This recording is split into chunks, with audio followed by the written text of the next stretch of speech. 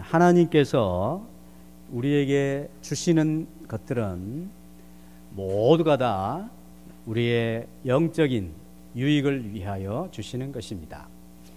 하나님께서 우리에게 베푸시는 것들은 영적인 유익뿐만 아니라 우리가 실제적으로 하나님 백성으로서 이 땅을 살아가는 데 있어서 반드시 도움이 되고 유익이 되는 것을 하나님이 주십니다.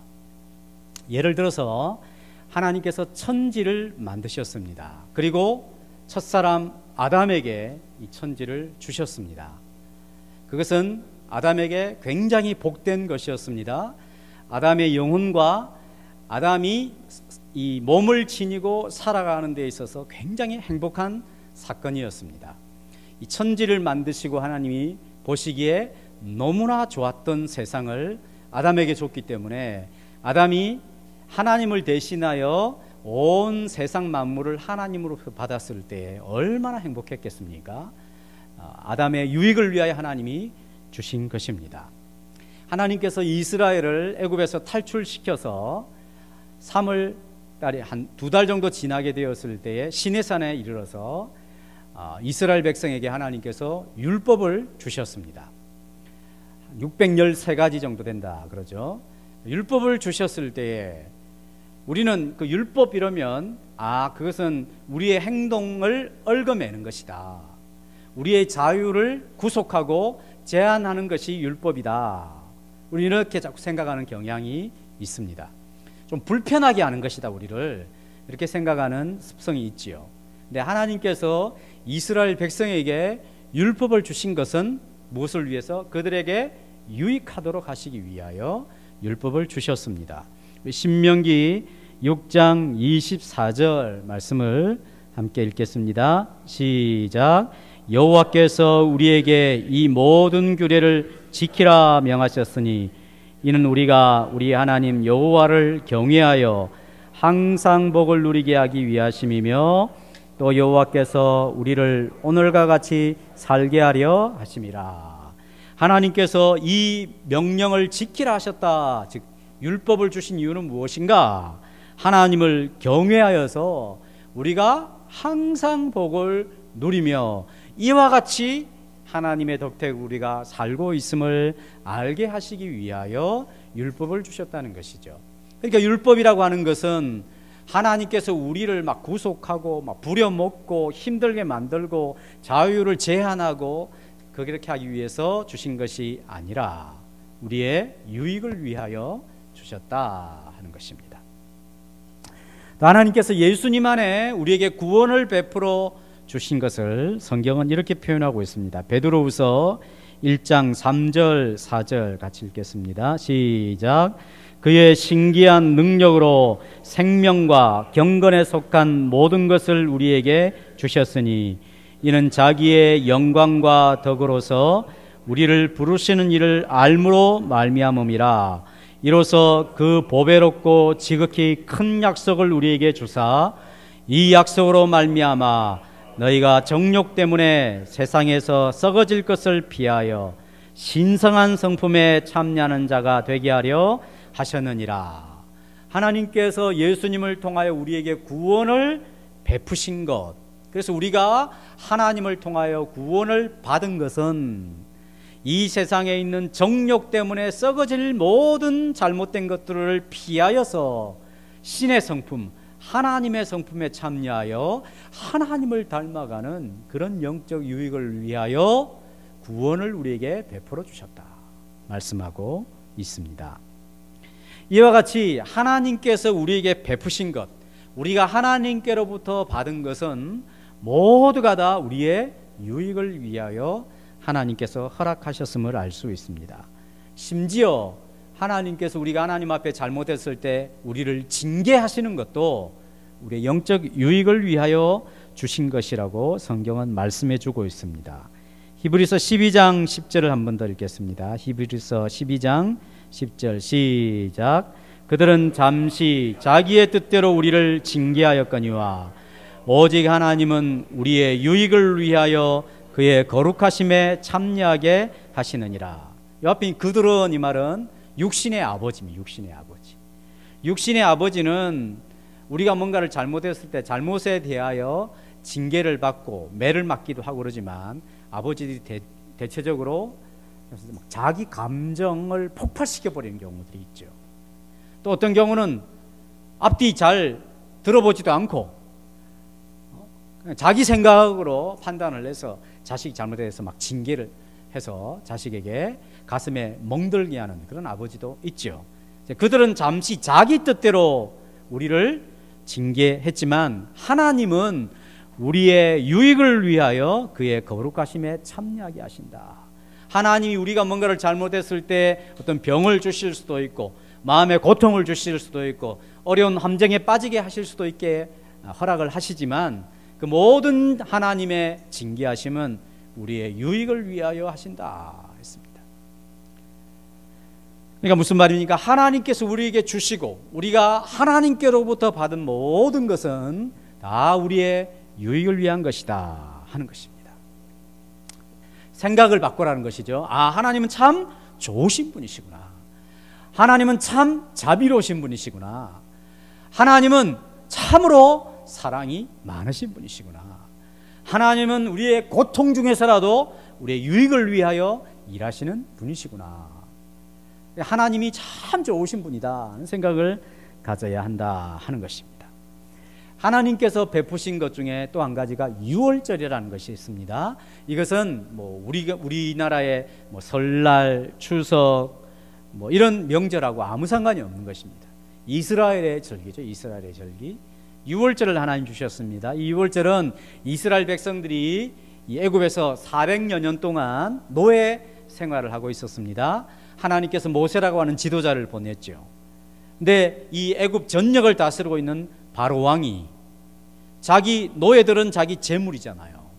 근데 하나님께서 모세를 통하여 이스라엘 백성들을 저 약속의 땅 가나안 땅으로 보내어서 하나님을 섬기도록 모세를 보냈어요. 바로 왕이 이 말을 들을 리가 없죠. 왜? 이 이스라엘 백성들을 보내게 되면 자기 재산에 엄청난 손실이 있기 때문에 안 보내는 거예요.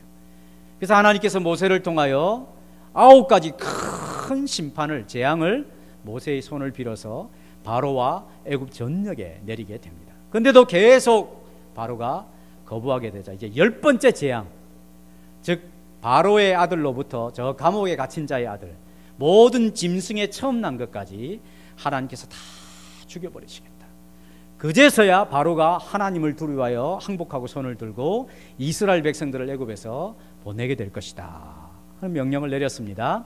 그리고 모세에게 이스라엘 백성들에게는 유월절이라는 것을 지키라 했습니다. 이 유월절을 어떻게 지키냐 하면 어린 양 한 마리를 준비해서 그 양을 잡아서 양을 잡게 되면 피가 나오잖아요. 그 피를 위에 문 위쪽 임방에 좌우 기둥에 피를 바르고 그리고 그 양을 잡아서 집 밖으로 나가지 말고 양 고기를 먹되 아침까지 남겨두지 말고 또 빵은 무교병 부풀지 않는 딱딱한 빵과 쓴 나물을 먹으라. 그리고 허리에는 띠를 띠고 지팡이를 잡고 금방 어디를 갈 사람처럼 식사를 하라. 그러면 하나님의 사자가 와서 이 피를 보고 재앙이 넘어간다, 패스 오버한다 해서 유월절이다 하는 것이 이제 생기게 된 것이죠.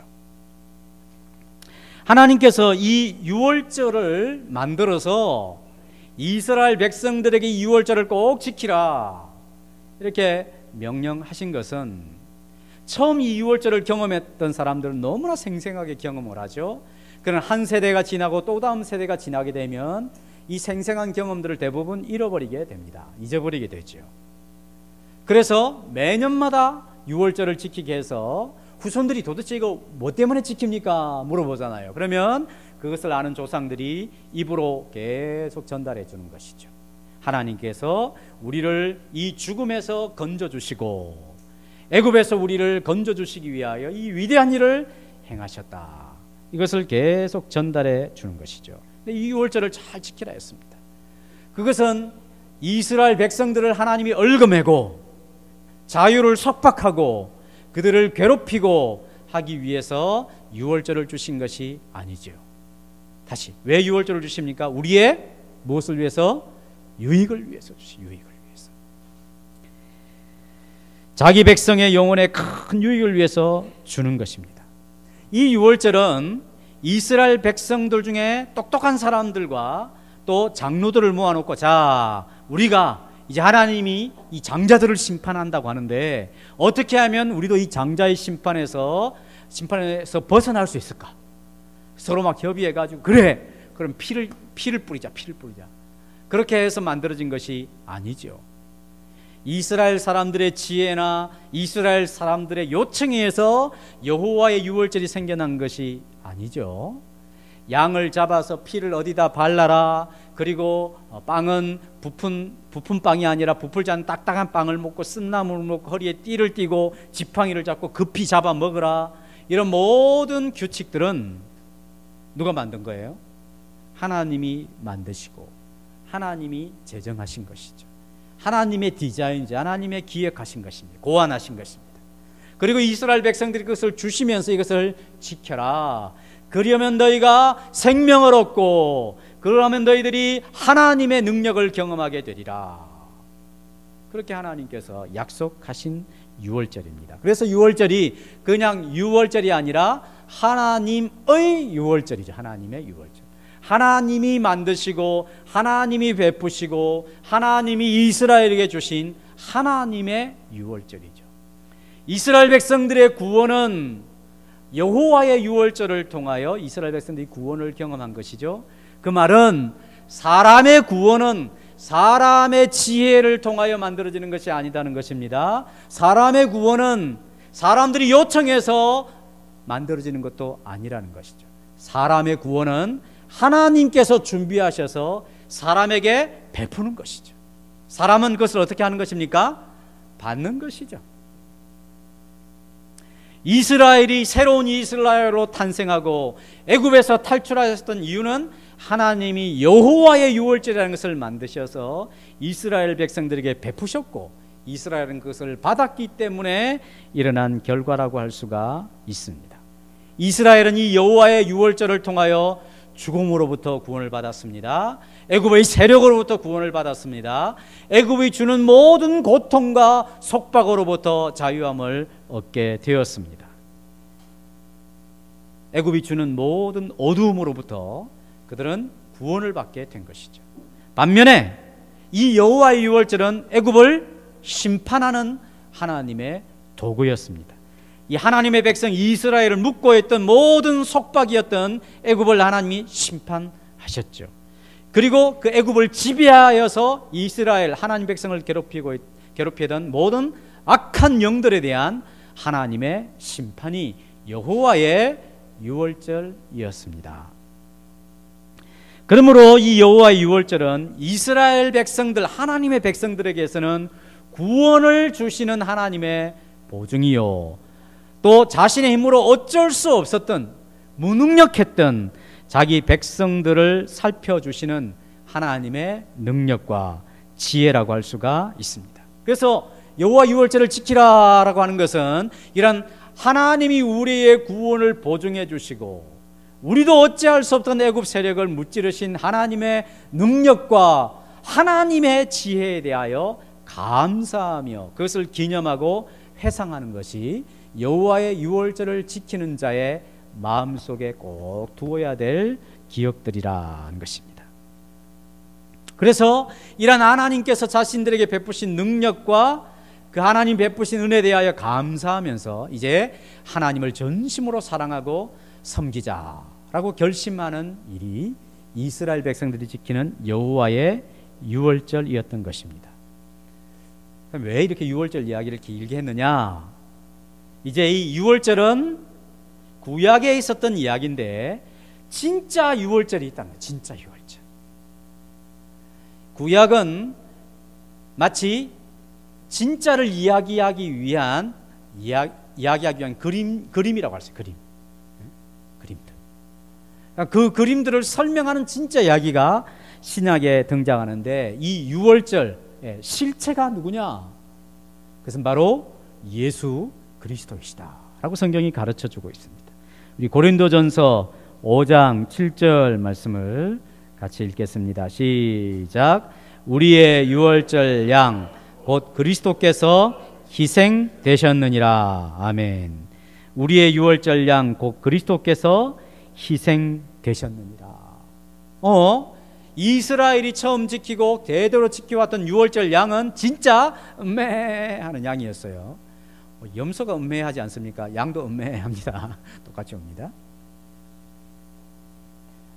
분명히 이스라엘 백성들이 지키는 절기에 사용되는 제물은 동물이 동물, 양. 그런데 예수님께서 오셔서 또 예수님이 이루신 일들을 통하여 성경은 증언하기를 이 모든 구약에 있어서의 유월절의 양의 실체는 누구이냐? 바로 예수님이시다. 예수님. 그래서 세례요한이 예수님이 걸어가시는 것을 보고 증거하면서 뭐라고 했냐면 저분은 세상 죄를 지고 가는 하나님의 뭐다? 어린 양이시다. 그렇죠. 즉 예수님이 유월절의 진짜 양이다 라고 말씀하고 있는 것입니다. 우리가 지금 레위기를 읽고 있습니다. 레위기에 많은 제사들이 등장하죠. 거기에 제물로서는 짐승 중에 양이 등장합니다. 양이. 그 양을 속죄 제물로 바치죠. 내가 지은 죄에 대한 형벌의 죽음의 대가를 이 양이 대신 감당합니다. 해서 제사장으로 끌고 와서 그 양의 머리에 자기가 손을 얹고 자기 죄를 고백하고 자기 죄의 죽음의 대가 대신에 양을 잡아서 하나님 앞에 번제물로 또는 속죄제물로 드리는 이야기가 레위기에 등장하죠. 그러한 것은 하나님의 약속에 의하여 이스라엘 백성이 믿음으로 참여할 때 자기가 지은 죄를 용서받는 조건으로 하나님이 허락을 해 주시지만 근본적으로 마음에서부터 양심에서도 깨끗하게 죄가 사해지지는 않습니다. 그러면 우리의 죄를 완전히 사해주는 그런 진짜 양이 무엇인가? 성경은 그것을 예수님이 우리의 진짜 양이 되어서 우리의 모든 죄를 완전히 용서해 주실 수 있다라고 말씀해 주고 있는 것입니다. 그렇기 때문에 구약에서 이스라엘의 유월절, 즉 여호와의 유월절의 희생양은 궁극적으로 우리의 모든 죄를 대속하기 위하여 오신 예수 그리스도께서 십자가에 달려 죽어 희생 제물이 되어 주신 것을 바라보도록 하는 희생 제사였음을 알 수가 있는 것입니다. 오늘 읽었던 고린도서 11장 23절 여러분 눈으로 보시기 바랍니다. 바울이 이렇게 이야기합니다. 내가 너희에게 전한 것은 뭐라고요? 주께 받은 것이다. 주께 받은 것이다. 주님께서 이 성찬식에 대하여 나에게 가르쳐 주시고 받은 것이다. 하나님께서 우리에게 주시고 우리가 받는 것은 다 우리의 영적인 유익과 실제 하나님 백성으로서 살아가는 데서 필요한 모든 유익을 제공해 준다 말씀을 드렸습니다. 바울이 이렇게 이야기합니다. 내가 너에게 전한 것은 주께 받은 것이라 이렇게 말합니다. 즉 내가 만들어낸 것이 아니다는 것입니다. 내가 성경을 막 연구해 가지고 내 지혜로 이 성찬식을 제정한 것이 아니다는 것이죠. 나는 주님께 받아서 너희에게 전하는 것이다. 이것은 다른 제자들이 서로 협의해 가지고 야 이런 것을 한번 만들어 보는 것이 우리가 서로 통일성을 이루는 데 도움이 되겠다 해서 만들어서 내가 너희에게 전하는 것이 아니라 나는 주님께 받은 것이다 라고 말씀하고 있는 것입니다. 즉 예수님께서 이 성찬식을 직접 계획하시고 주신 것이라는 것이죠.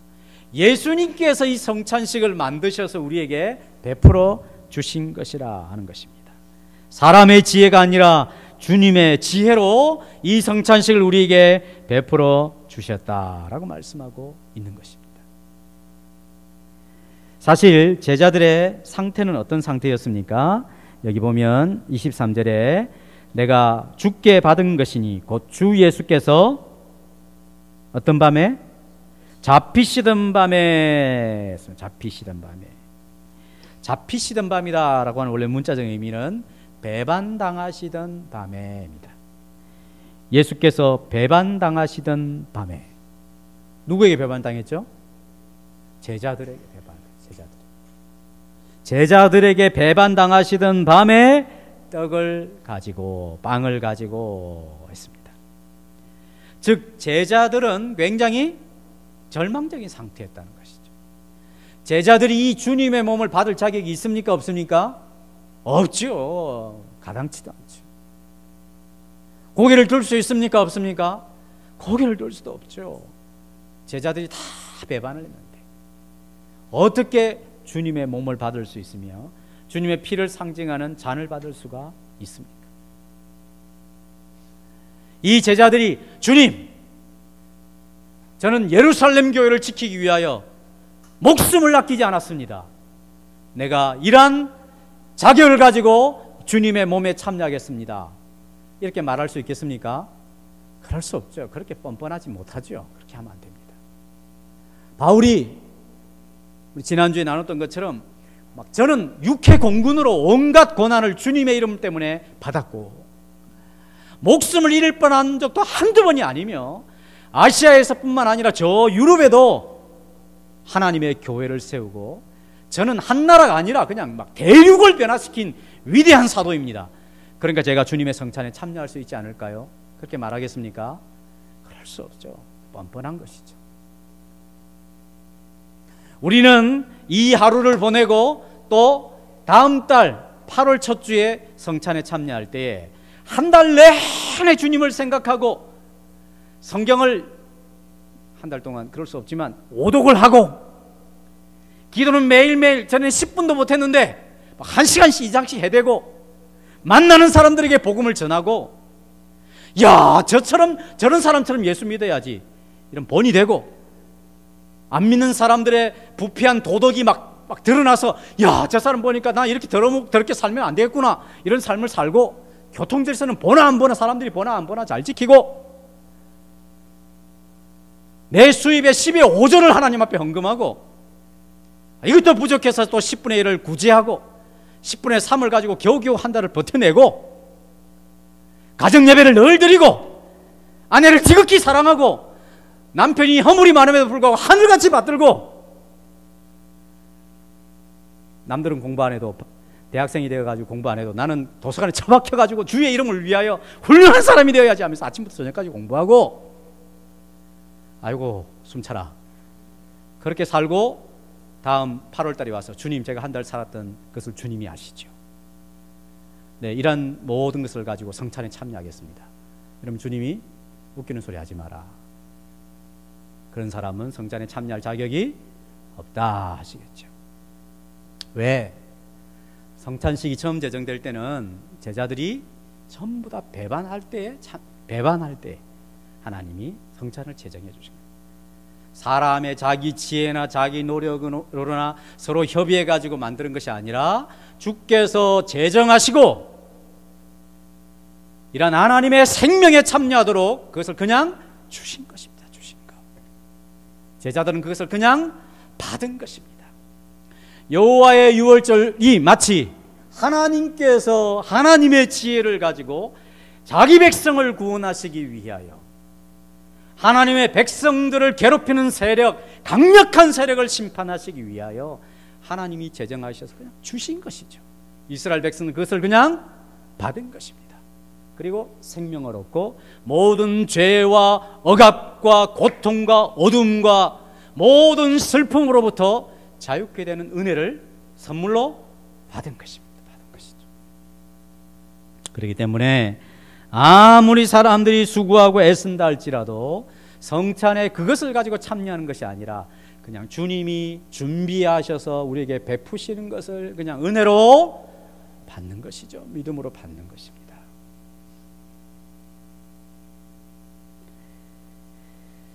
그래서 예수님이 6월절에 돌아가시죠. 이런 1년 365일 언제든지 돌아가실 수 있죠. 그런데 하필 6월절에 돌아가십니까? 물론 6월절 바로 전날에 돌아가셨지만 왜? 6월절에 어린 양으로서 당신이 예고되어 있기 때문에.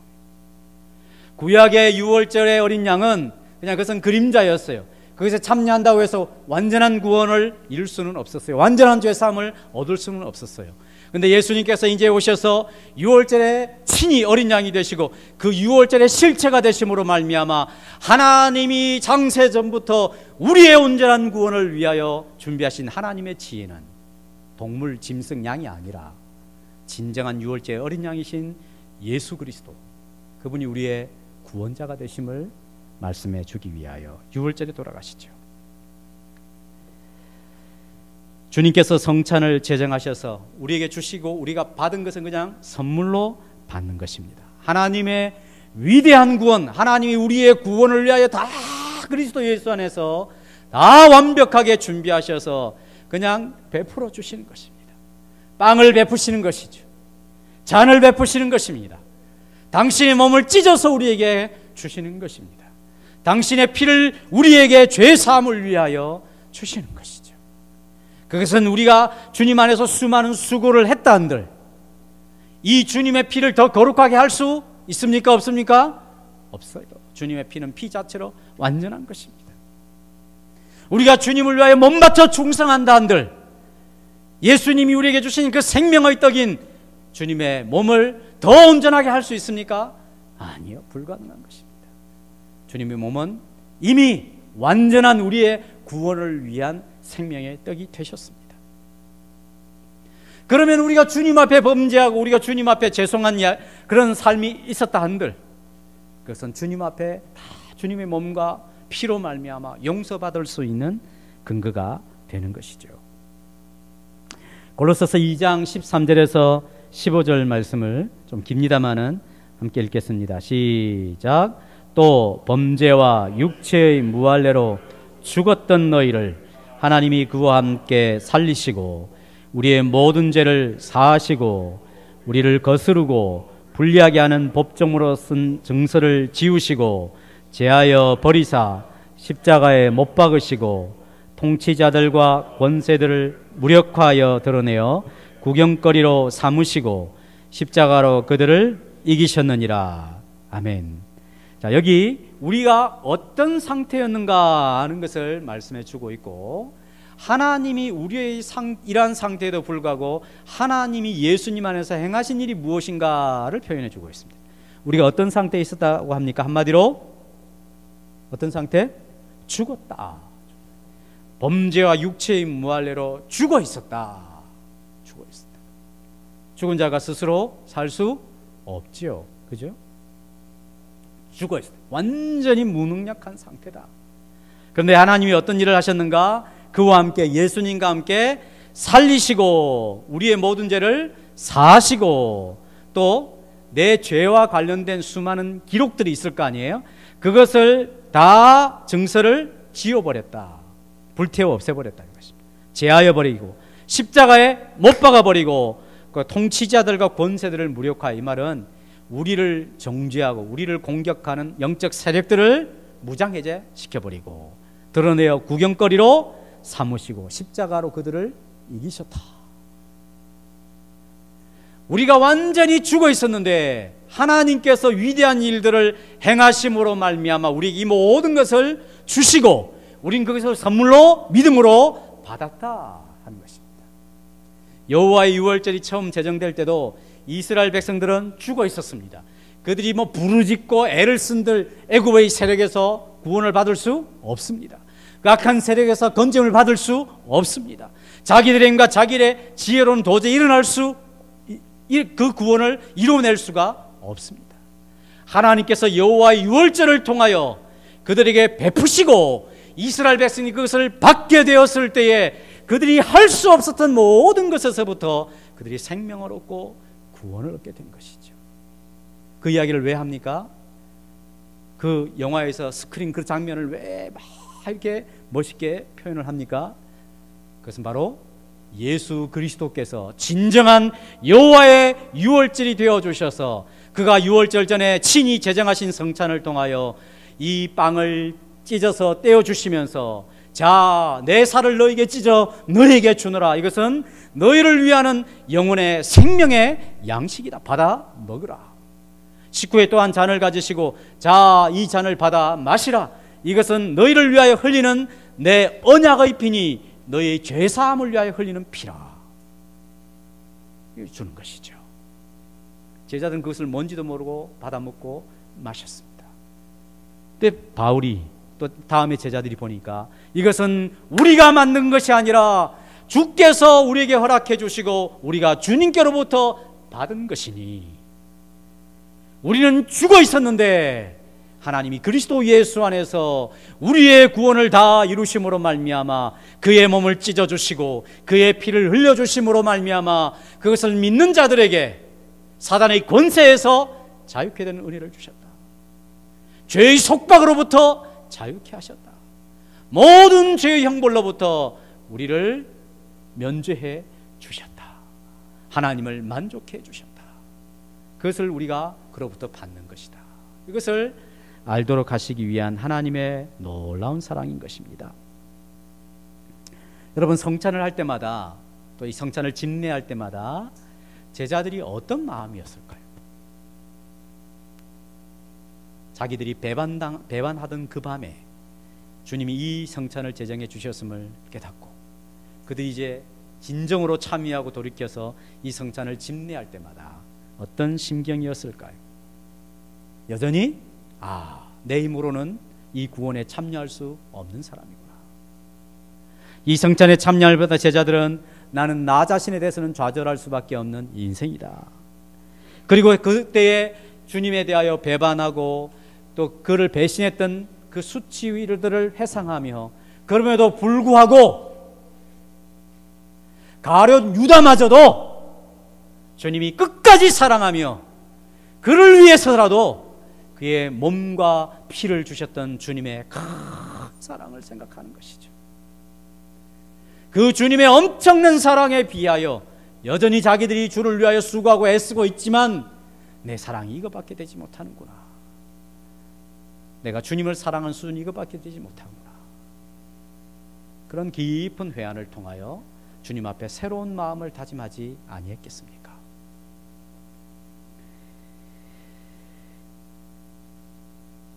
이렇게 주님을 배반하던 자들을 향해서 하나님께서 구원을 베푸시고 예수님이 스스로 그 죄에 대하여 하나님의 심판을 당하셨던 은혜를 깊이 회상하는 시간이 성찬식인 것이죠. 그럼 우리가 성찬에 참여할 때 우리는 두 가지 마음을 꼭 기억해야 되는 거예요. 첫째는 예수 그리스도의 권위를 인정하는 것입니다. 주께 받은 것이고 주님이 말씀하시기를 이것을 기념하라. 빵을 나눠주시면서 잔을 나눠주면서 이것을 기념하라 명령하셨죠. 이런 만왕의 왕이시 우리의 영혼의 주인 되신 그 왕의 명령, 왕의 권위를 인정해야 하는 것이죠. 그러면서 그것을 기념하게 된 것입니다. 그분은 나의 왕이시다, 나의 주인이시다, 그 권위를 인정하는 것이죠. 또 한 가지, 우리가 성찬에 참여할 때마다 무엇보다 예수 그리스도의 넓고 깊은 사랑을 기억하는 것이 중요합니다.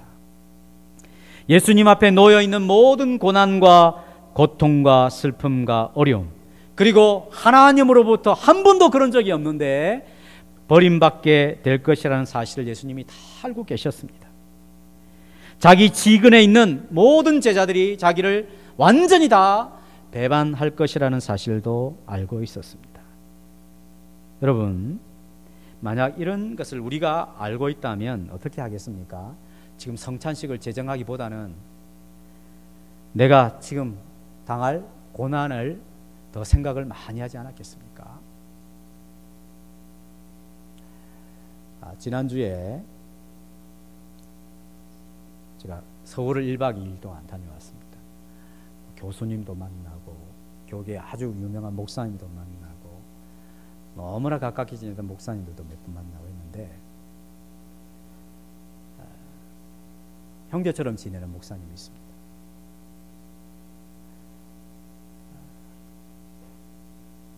지금 거의 목회를 못할 지경에 이르렀습니다. 그 중에 한 가지가 배신감입니다. 배신감. 자기가 사람들을 대할 때에 가졌던 그 헌신, 나눔, 마음을 베풀고 이런 것에 비해서 자기가 어려운 공경에 처해 있을 때에 사실 확인도 하지 않고 들리는 소문을 가지고 자신을 판단해버리고 거리를 둬버린 그런 목회자들, 성도야 뭐 그렇죠, 목회자들. 그래서 너무나 마음이 힘들어 하시더라고요. 저도 그런 경우가 있었어요. 목회를 하면서. 어제 분명히 목을 내놓을 것처럼 그랬는데 며칠 어디 다녀온 사이에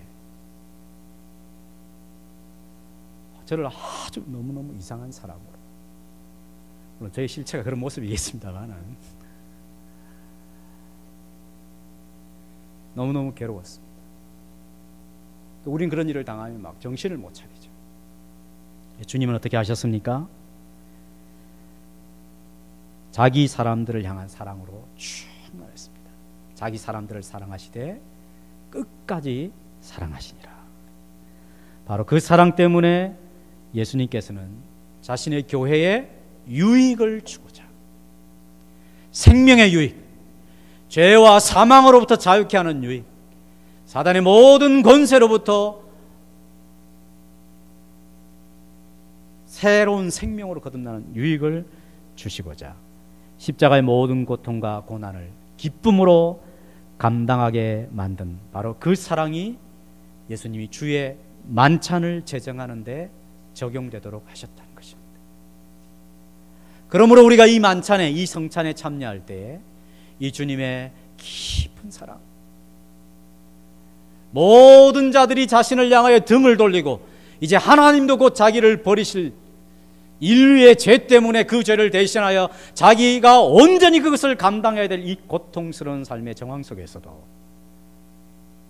자기를 배신하는 인생들을 향하여 가지고 있는 그 사랑 때문에 제정해 주신 이 성찬식, 이것을 우리가 주님의 권위로 받고 이 성찬에 함께 참여할 때 주님의 깊은 사랑이 함께 참여하는 우리들이 되어야 하지 않겠습니까? 그리고 한 생을 살아갈 때 우리가 이와 같은 큰 사랑을 받은 사람인 것을 기억해서 이 사랑을 알지 못하는 사람들을 우습게 생각하지 말고 귀하게 생각하고 참아주고 인내하고 겸손하게 온유한 마음을 가지고 이 사랑을 나누고 베푸는 그런 한 생애로 살아가는 여러분들 되시기를 주님의 이름으로 축복합니다.